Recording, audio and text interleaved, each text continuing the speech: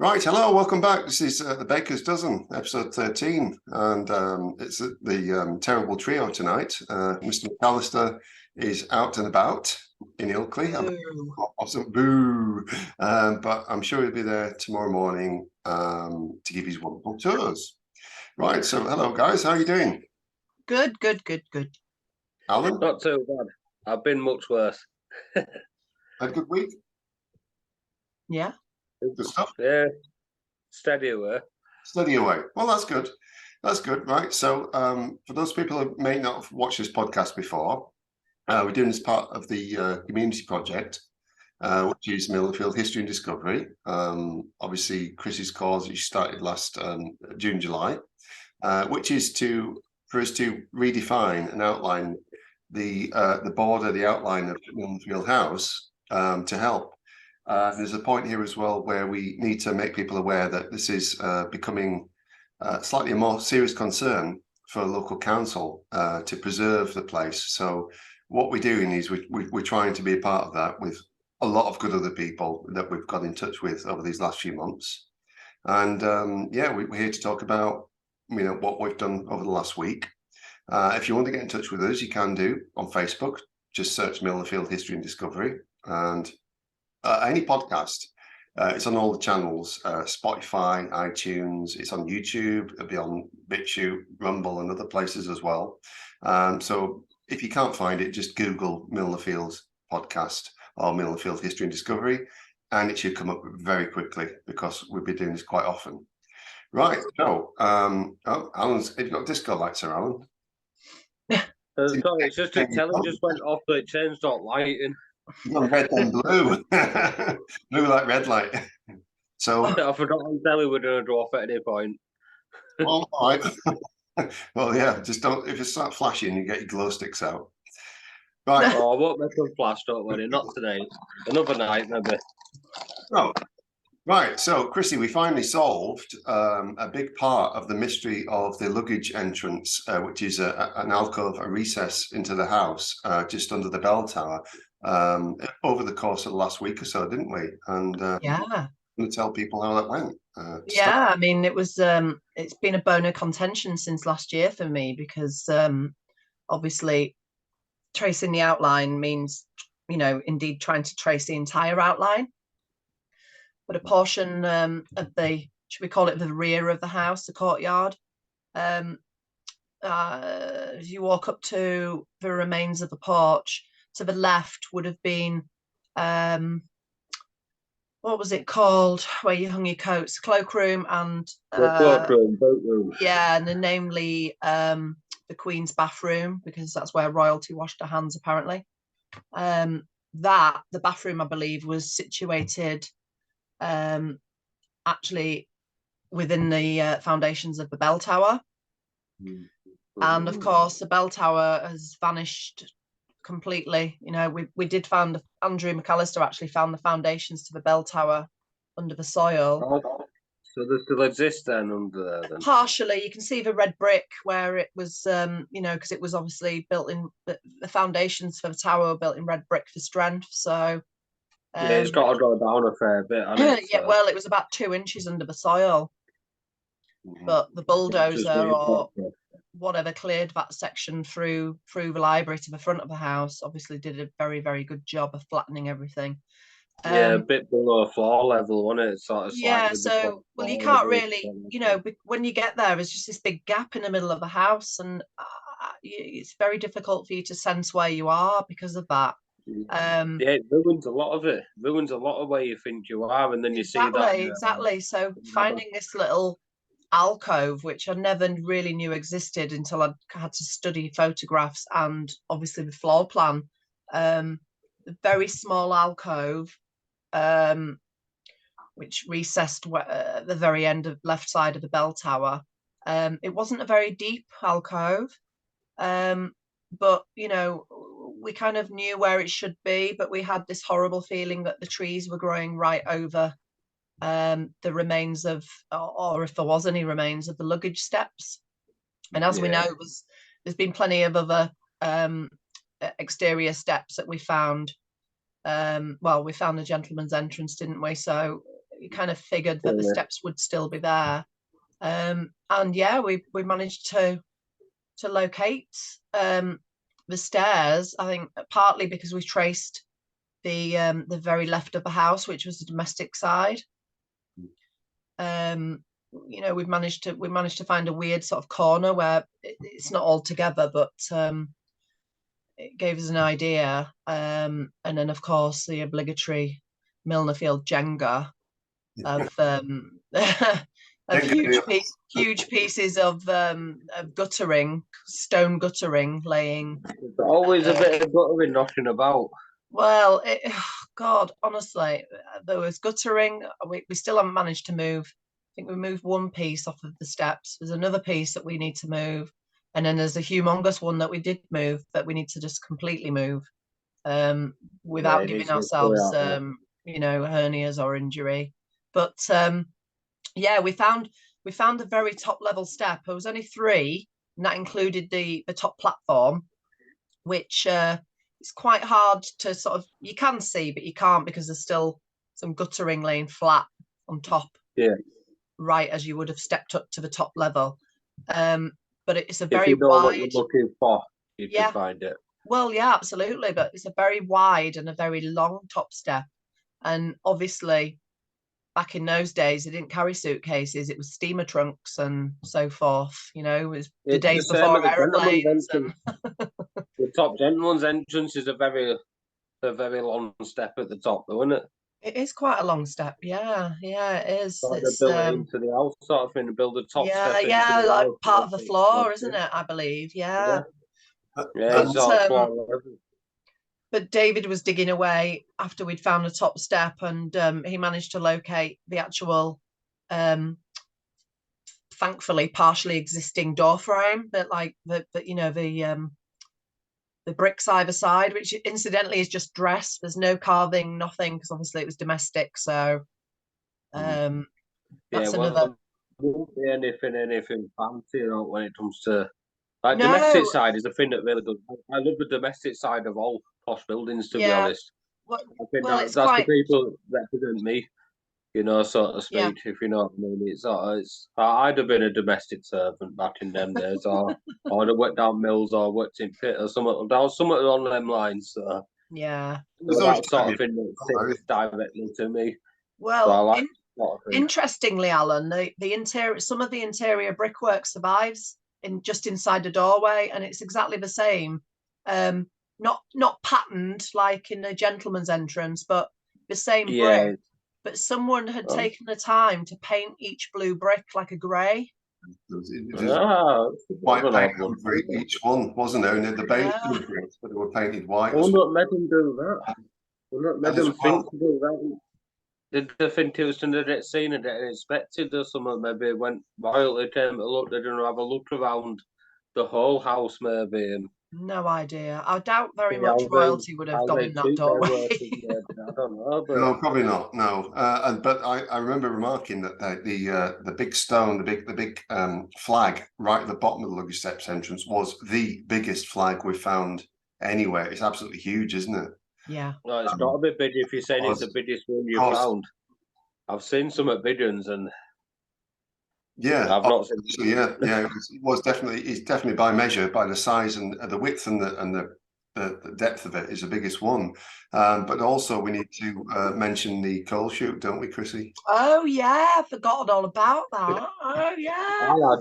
I have not even seen it. Or did it? Or I've just seen pictures of it.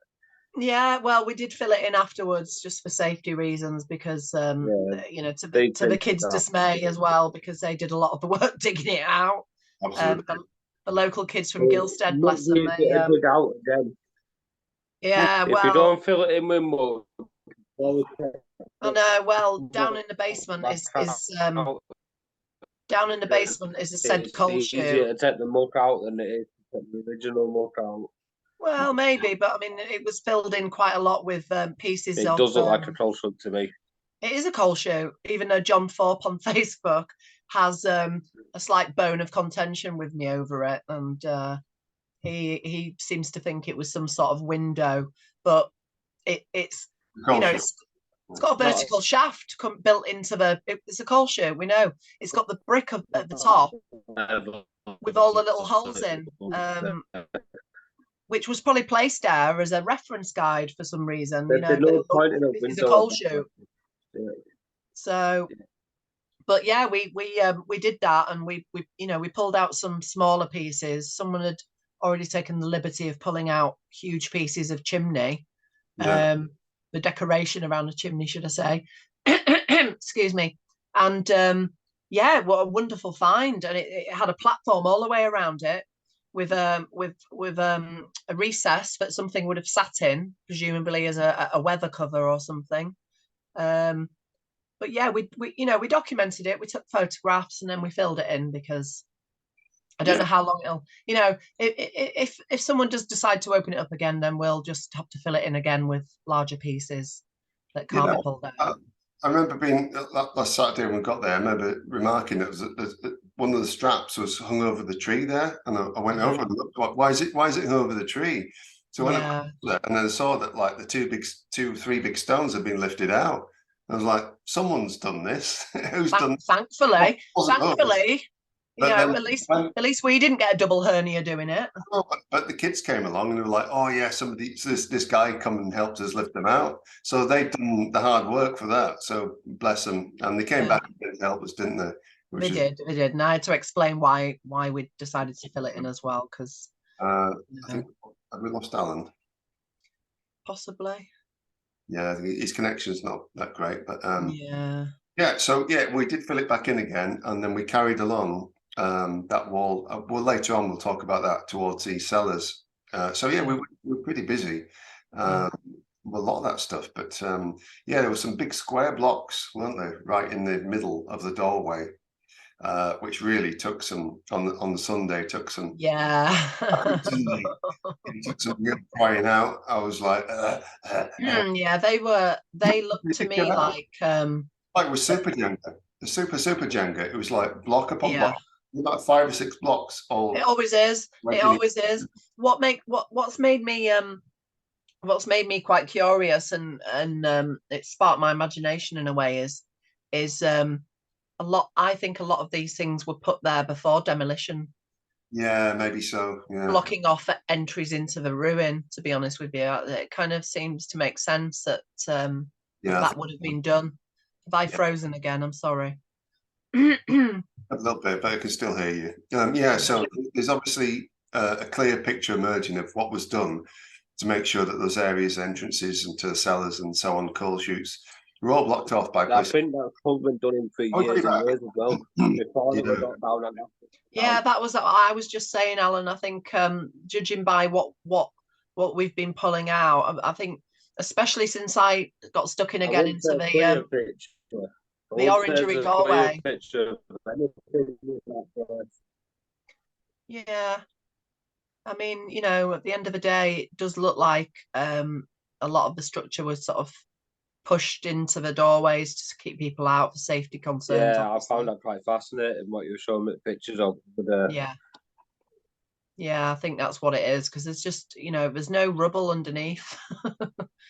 No. Only what's falling through into the voids. That was an easier way in. The orange was a subtle way because on glass was forever. I think there's not such a clear way of how that place was shut off. It would never actually shut off, from what I can gather. They put it into, so then they'll block that off. Then another bit, so they block that off as well, and then the next bit, and so it's always been done like that, as far as I can gather. Yeah. Still to this day, like we get talked about, people spoke to us about these cellars and stuff like that. Yeah. But it's not stuff that we've left open, but no, not leaving stuff open and stuff like that. No, that's nothing to do with us, and it's not the point to this whole exercise either. It's no, of course not. We've done everything. It's simple as that. I think that's how it's been done over the years. Yeah, we've done it responsibly, so we're not encouraging anybody else to get other looking things in.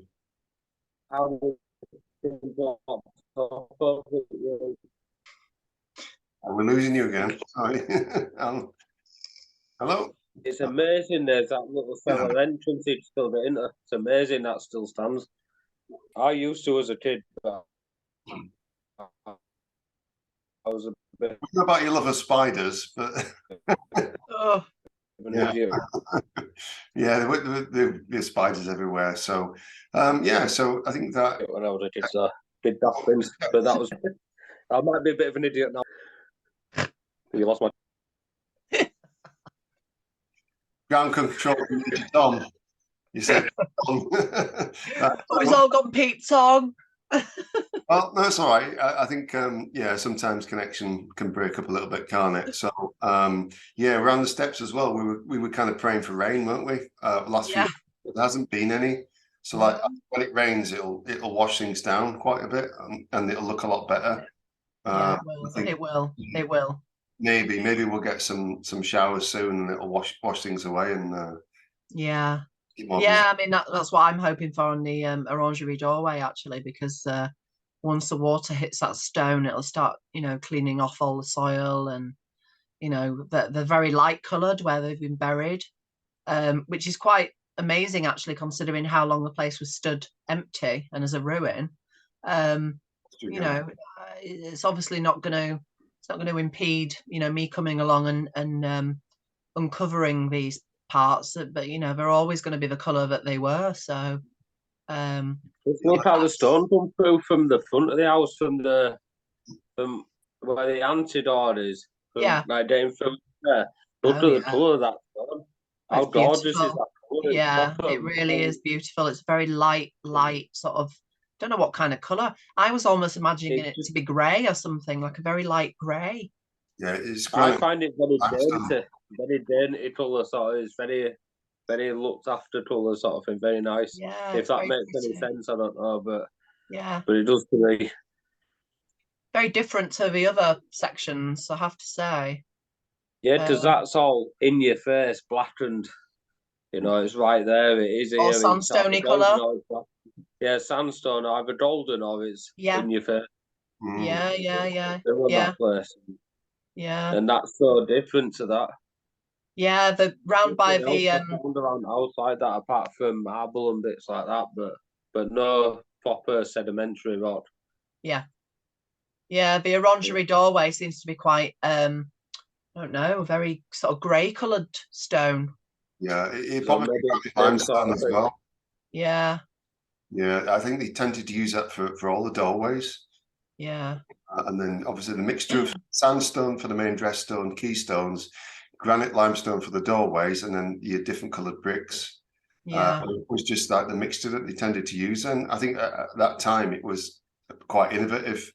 I don't thought with the Orangery it'd be slightly, because it's sort of like the Orangery is outdoors as well as being indoors at the same time. So I thought they'd maybe use something slightly different for that. It's a trust between the two, isn't it? There.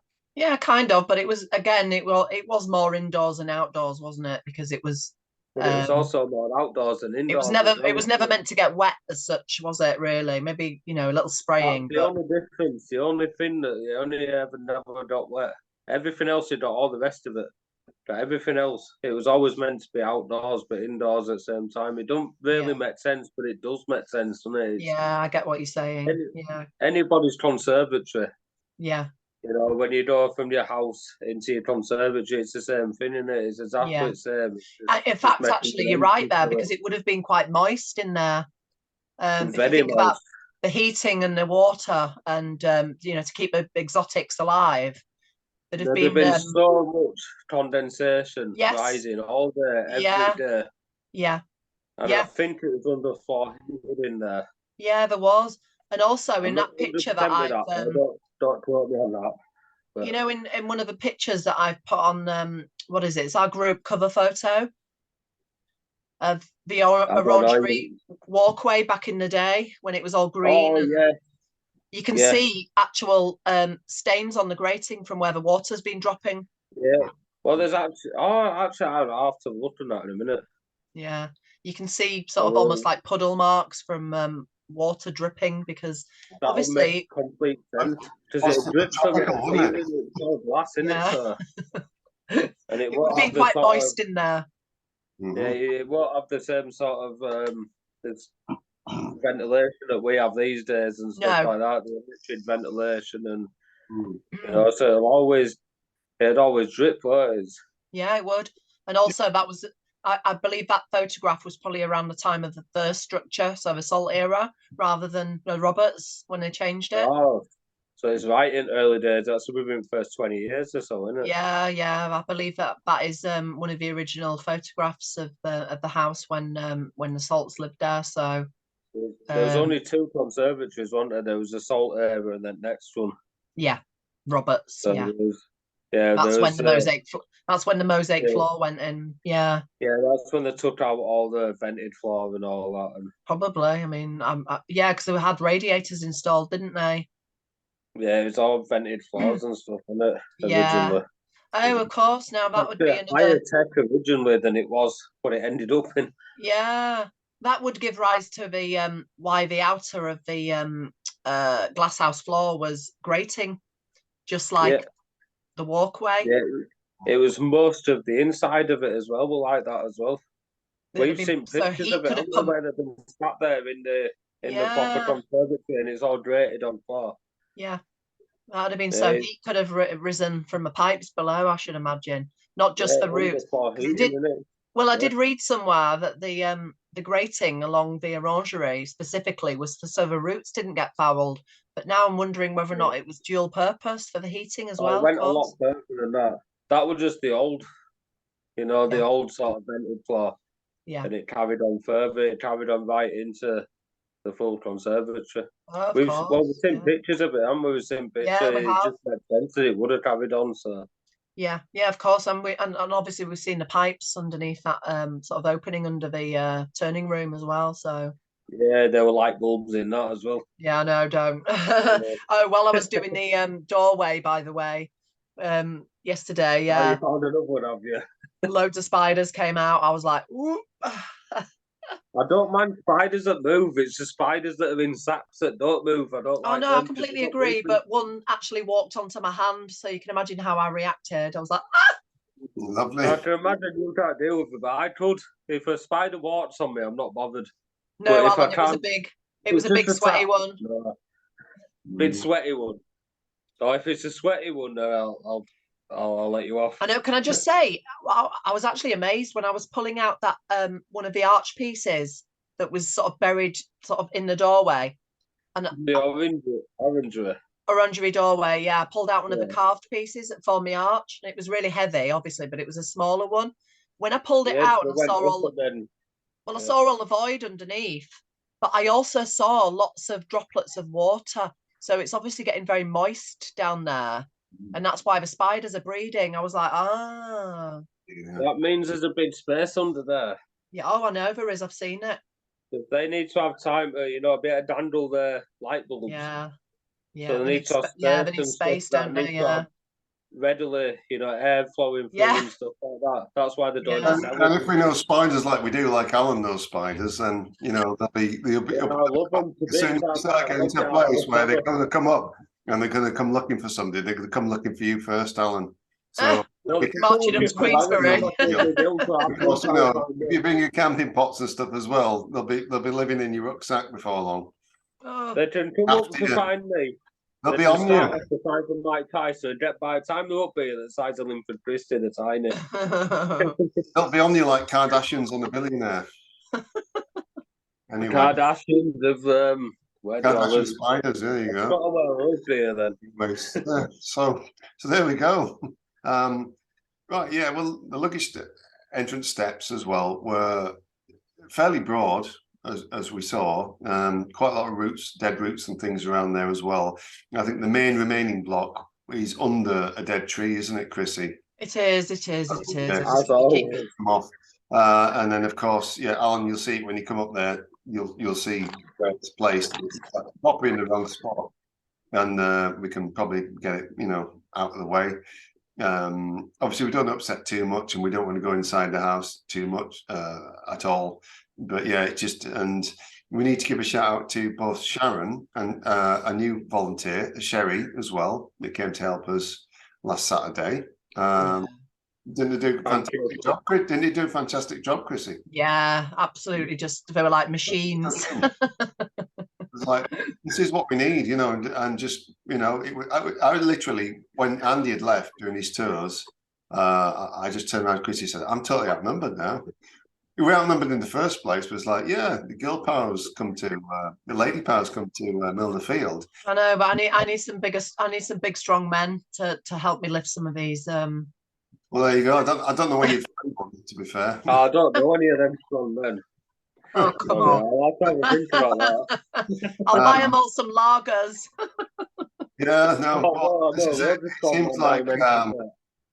seems like yeah, I think the ladies are putting the men to shame at the moment mostly, and so if you are a man who's, you know, kind of got a bit of muscle power and that watching this, thinking, well, you know, well, come along, well, all you need to do is turn up, get a pair of builder's gloves or gardening gloves, the thicker the better, and you know, we've got plenty of tools, but if you've got a shovel, bring a shovel or bring whatever you've got and just turn up. We'll be there like Saturdays from 8 to 10 a.m. onwards till about 3, 4, 5. The longer the year goes on, the probably longer we'll be there. Maybe, you know, some other times. So just yeah, get in touch with us through the group on Facebook, or, you know, message in. We do have the email, which is milnerfield@pm.me. So you can always email in if you don't want to go through social media. I'll get in touch on the chat and messenger as well, and you know, just come and join in. We get a lot of people offering to help, and you know, they said love to help. But you know, we appreciate anybody that turns up more than anything. I think that's the main point, is people that turn up and actually do the work, because you know, some of us are a bit old and knackered. Speak for yourself, and you know, but exactly, Mr. David. Yeah, no, I was talking about you actually, Alan, but never mind. Oh yeah, when you're on about Mr. Millennial over here, that's quite young. Yeah, a bit older than that. Yeah, see, don't forget that. I'm only young, mate. Oh dear. Oh, young and knackered is another thing, but you know, anybody that can literally. I've been young and knackered for years. Well, it doesn't matter if you can do an hour, if you can do 2 hours, 3 hours, 4 hours, whatever. It doesn't matter. Literally, just turn up and join us. And that's it's for the good of the house, it's good for the good of the community, it's for the good of not just Gilstead and Bingley area, but everything we're trying to do, and people will appreciate that. Could I just jump in?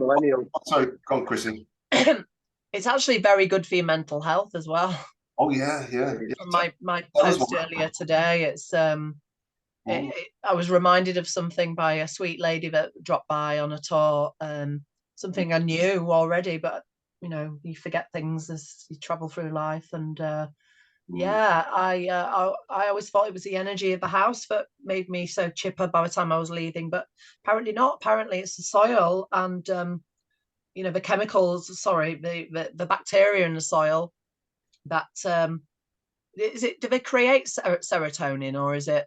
Yeah, the soil and like the trees and the plant life have like retroviruses, which are like, you might understand that, but it's like good bacteria and chemicals from nature.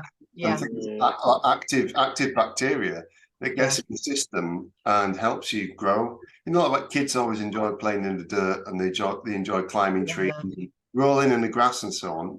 That keeps you healthy. But as adults, I used to eat tarmac. You know, that's when I was a kid. Alan needs to roll in the grass and hug a tree now and then, and then, you know, kind of like. No, I ate tarmac. I didn't roll in grass. I ate tarmac. It's helped. It kind of helps my depression, Alan, because you know, looking at most of the time, looking at me, and you know, I kind of look like I'm just, you know, but you know, I have my days where I'm. No, I speak to you on days when you're not just on podcast. Oh, I know, but this is more just for benefit of people out there rather than you obviously know. You know, you've taught me off a ledge a few times, thankfully.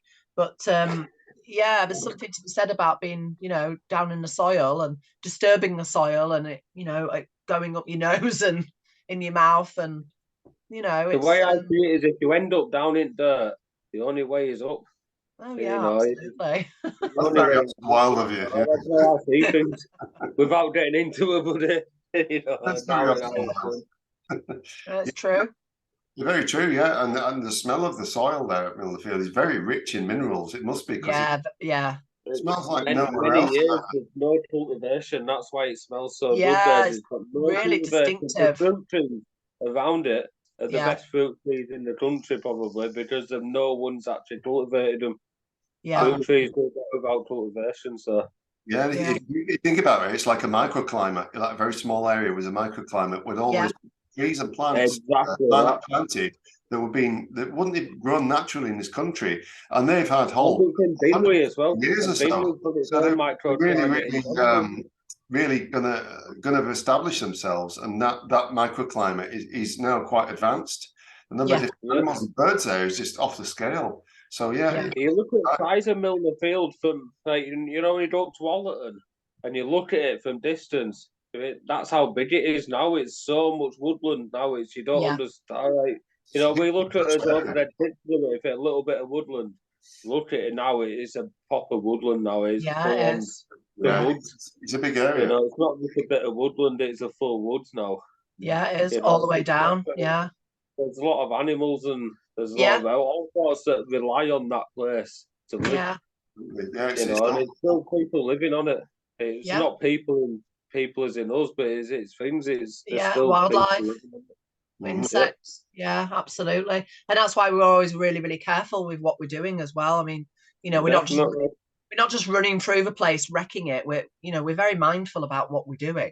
It's just the more I look at it from a distance, the more I think we should do a little bit less sometimes. But then I think, well, we're not actually doing any bad. We're not taking trees down. No, I mean, to be honest with you, the worst thing there is the overgrown ivy. That's the worst thing. But we're never killing ivy. You can't. It's an impervious weed. It's ridiculous. But it's finding out where it starts if you wanted to kill that, and finding out where that starts. It's not the case of killing it. It's a case of just making it recede for a bit, because it's killing the trees. It's just cutting it back every now and then. Yeah, well, that's what we try and do, isn't it, really? That's all we can ever do. We can't hope for any more than that, to be honest, unless we actually found the root, which is unlikely. Yeah, no, there's too many now. Big root. It's a superweed, so you know it's one of those like rhododendrons, Japanese knotweed, ivy is superweed, so it just grows and grows and grows year on year, and you know you can't really get to the roots of it to get it out. So it's like it's almost indestructible. It's so ivy is just like, well, the more we can cut it back and do so as well. Yeah. Shannon's done Shannon's a fantastic job. She comes with her doggies. She gets to work on the ivy. It's like she's a massive savior. You know, she does so much work. She just turns up and does it. And, you know, she's coming, she turns up, she does it, she gets stuck in, she gets on with it, and it's just absolutely beautiful to see. That's what we need really more than anything else, is people who are just so passionate about the place that they just turn up and get on with it. So a bit of gardening, that goes a long way. Yeah, the ivy. Yeah, so you can see it as just a bit of gardening. You don't have to be just doing you don't have to be doing archaeology. You see it as a bit of gardening, just moving stuff away a bit. I'll just slight pruning. You know, it's nothing. Pruning, cutting ivy back, like you said a minute ago, and just little bits like that, just little bits. It all means something. Goes a long way, doesn't it? Yeah, you never know when it might uncover. Just like we moved a bit of ivy and we got the full roundhouse in corner. I know. Garden, you know, just a little bit of ivy that day. And there we go. We found that. You know, that only took a few minutes. Yeah, it did. Imagine what you could do if you spent 10 minutes or 20 minutes, and you know, there's a lot to be found in that place. It's a big old place, and then there's the old building as well, not the new old building, but the old building. The old Elizabethan manor house. There's stuff around that as well. Yeah, that reminds me, Chrissie, as well. Well, there's the old veranda up on the old plateau, isn't there? And we did. We showed some of the stones from that. You started with it, didn't you? You guys all started. I wasn't there. And other stuff as well. It's very heavily overgrown there too, but there are still some remnants of that, aren't there? Yeah, there are. It was quite heavily overgrown there. Always. You look at all pictures of it. It was always overgrown around sides of it. Yeah, but there used to be there used to be a veranda up there, Alan, and like a folly Mm-hmm. Oh, Polly. up on the what do you call it, croquet lawn? Yeah, to the side towards the stables. The croquet lawn was actually that was the Elizabeth Manor House, wasn't it? Yeah, it was, but where the house was, well, the steps are at the front, and if you sort of walk up the steps, but then go all the way sort of back towards the stables, they'd actually had a veranda built up there. Mm-hmm. I didn't know that. Yeah, well, I didn't either. I found it a couple of years ago. And what's all these large stones and what's all this doing around here? Why are these placed here? And I was like, was it like some decorative thing or whatever? Couldn't figure it out. But then Chrissie came to me and said, well, let's look on the old map, the old photo. There's this. Yeah, I said, I know exactly where that is. And we got up, it's like, this is what remains of it.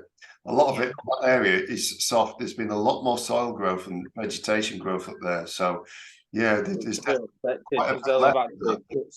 torn down and knocked down. And I think a lot of because it's so close to the Cart Road going up to Primrose Lane, I think a lot of that stone's just been stolen and taken because it's so close to the main road that you just can come and take it and chore it. So I bet you anything though, there's foundations under that soil.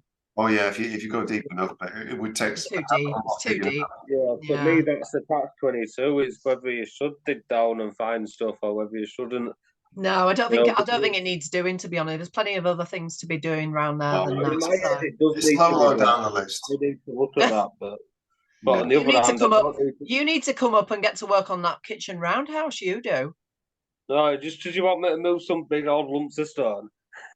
No, you know the steps under there that stepped up to the kitchen. You know they're there.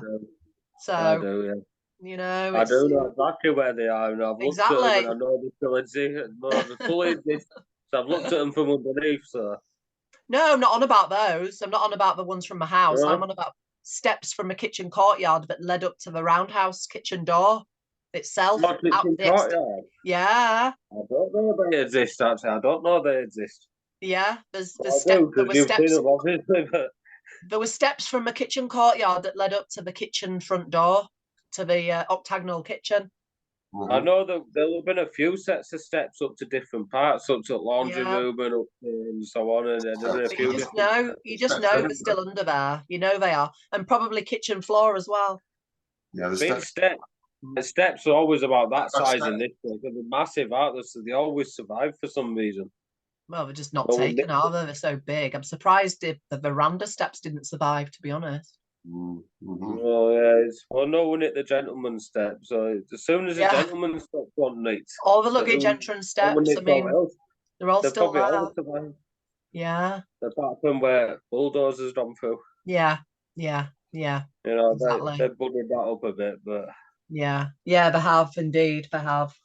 But yeah, when you start looking at... to cope with that. When you look at the floor plan, I mean, I don't know if you can see this. If you can see the kitchen, can you see the steps up to the kitchen? Yeah, if you hold it still a sec. You stay still. Yeah. Oh, you just cut me off with Chrissie there. I was looking at the picture. Hang on. You can just see the steps going up to the kitchen. Oh, there is, isn't there? Yeah. I've never actually paid attention to that. I'll have a look in a minute. Yeah, you see. Educate yourself. I've never paid much attention to that. Speed, man. Get up to speed. Yeah, or you get down there with your bucket and spade, you know. We've all not someday, you know, plastic bucket and spade out. You know, we'll get you a donkey ride on the other side, you know. Oh, we've got a wheelbarrow. Have a dig out. Well, one of you is better be donkey me about next time I come up there. Well, don't be an ass. I will be an ass. You'll have to dig deep, son. You'll have to dig deep. Yeah, we'll leave you to it. But yeah, it's also a good area, but that's going to be probably the last thing we get to, isn't it? Yeah, that's right. Yeah. Yeah. To me, it's one of the first. Always save the best till last. Would have been. Well, in all fairness, we don't have a lot. We don't have a lot left to uncover in terms of around the house. We've got some tidying up to do with the rubble, and then maybe we can, maybe this summer we can get down the kitchen wing and just spend all our time down there, tracing outlines. And some attention to kitchens and the stables. To be fair, the working places. Yeah. Working man was. Well, speaking of stables, we've got a good. Oh, well, I had a really good idea, and David also does that. That the courtyard of the stables inside is all cobbles. Yeah, I've worked it out as well. And you know that they're all still there. Well, nay, nay, Yeah, it will be there, but it'll down underneath as well. Well, I think they'll still be there. No, we're lower down than the central column. Oh, the central column in the middle, and there were floods of them with cobbles, and that central column's still there, and there's dirt lower down in it. Well, yeah, but the years of soil production, I bet it's just covering it all up. Yeah, but it can't be lower down than that, then, can it? It can't be lower than that, and it is. Oh, I don't know. We'll have to see. I'll have a bet on it anyway. I'll have a bet on it. See. We'll a garden fork is usually a good sort of, you know, if you're hitting stone and you know it's there. Kind of. Yeah, I'll let someone else do that, and then if they find it, it's there.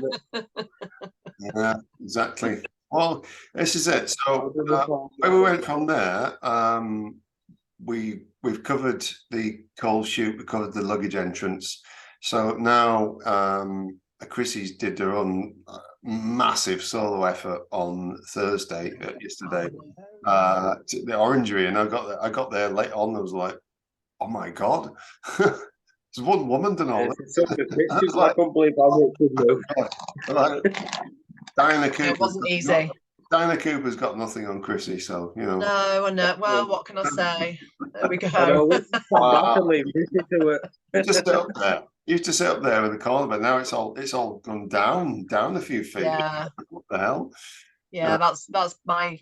Would you call that? I'd call that probably my first love in terms of an area of the house, because that's where I first attempted, and I got stuck because you know, I didn't know what I know now, and I didn't have the tools. You know, I just gave in too easily. But then also I got seeds planting in my head about going different areas of the house, and you know, that kept going on, and it's taken me away from that. So I've decided to go back there now that we've got pretty much, you know, there's more to do, but we're getting there.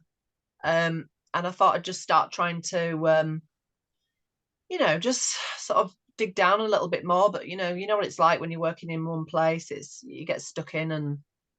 But there is some massive, you know, huge pieces to move. Yeah, you just showed me the ones you moved. I'm like, what? You moved those on your own? Like those big lintels, I know. Yeah, well, the one that was sort of vertically in the doorway, because I'd removed so many bricks out from underneath of it, I couldn't leave it like that. So I had to just get on it and start, you know, and it eventually shifted sort of diagonally. That's fine because it's inside the hallway, so it's not going anywhere. Yeah, and then the big one on the top that's literally high above the remains of the Orangery walkway, I managed to pull that further out so that I could get in there and move more. And again, it's in a very stable, you know, but my dream is just to move all that out of the way, you know, and just have it all sort of lined up at the sides rather than, of course, you know, and it's safer that way as well. It's one of the most photographed places in the whole building.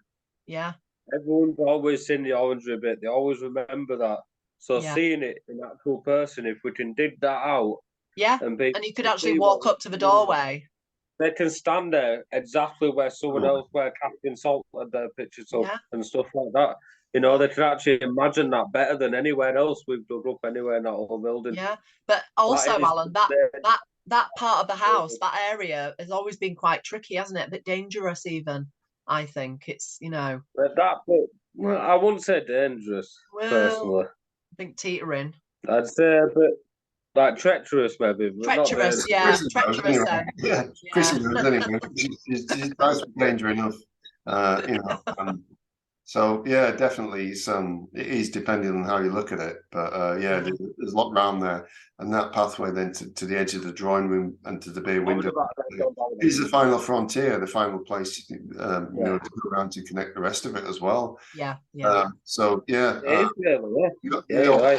is you know, pictures you see everybody's, you know, they look at the conservatory floor as being the obvious place they want to visit and go to as well.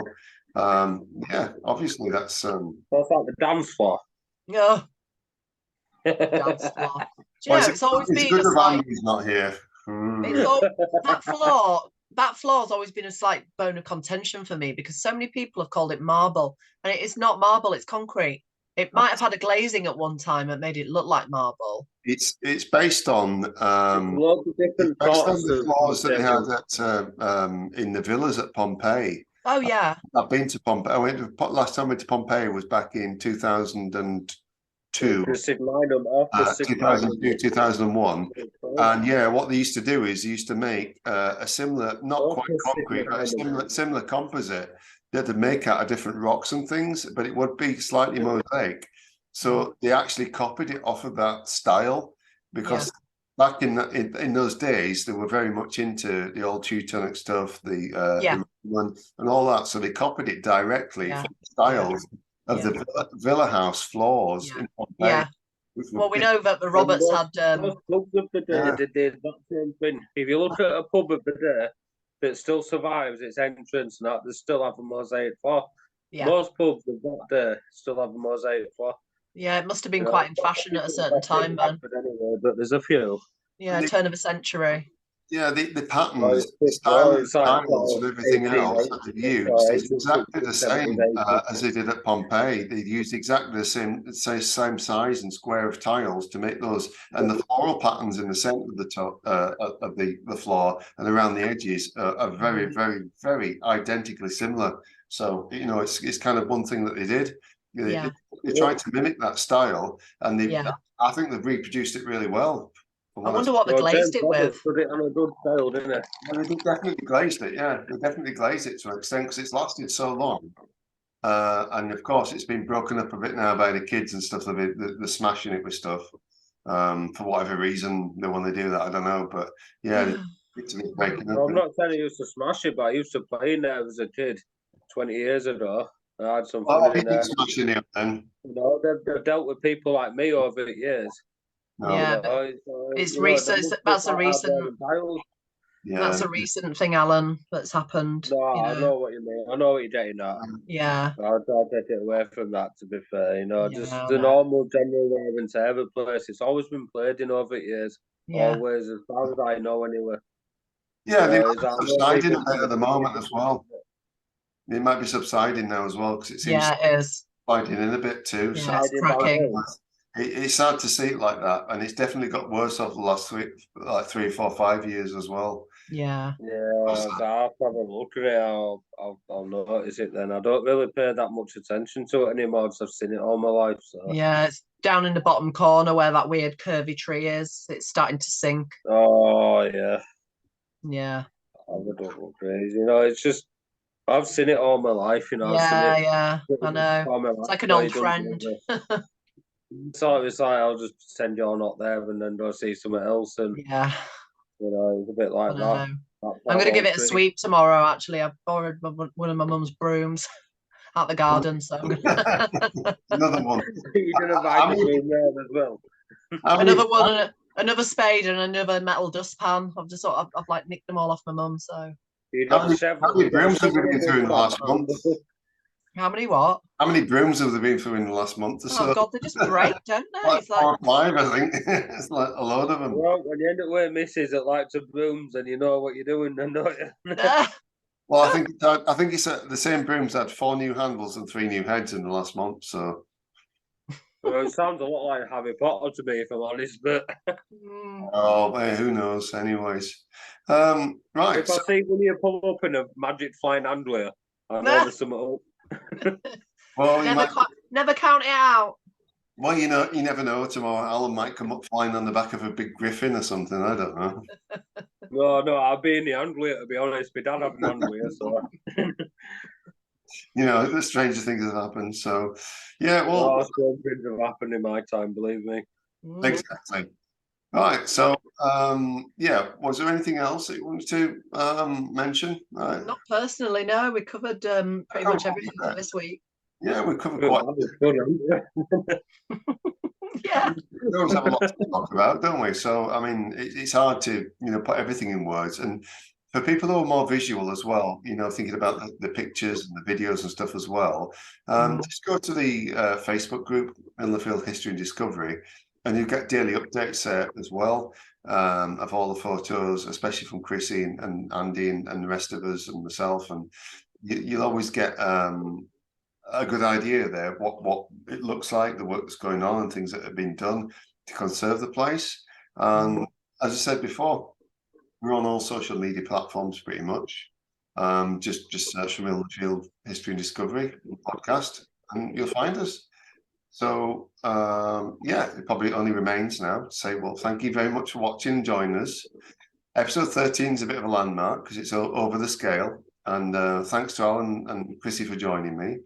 And we hope, yeah, all the way from Milner Field, we hope that we'll see you again very soon, hopefully in the next week or so for another episode. And we're looking forward to sharing a lot more of all kinds of things. We never know what's going to come up one week to the next. We can't plan these things. They're always very spontaneous. That's what Milner Field works like. We never know what's coming up. Never know. We don't know what we'll do from day to day. Never know what's going to happen. So yeah, it's just wonderful that you join us on this journey. And so we'll say thanks for now, and we'll all see you again soon. Goodbye.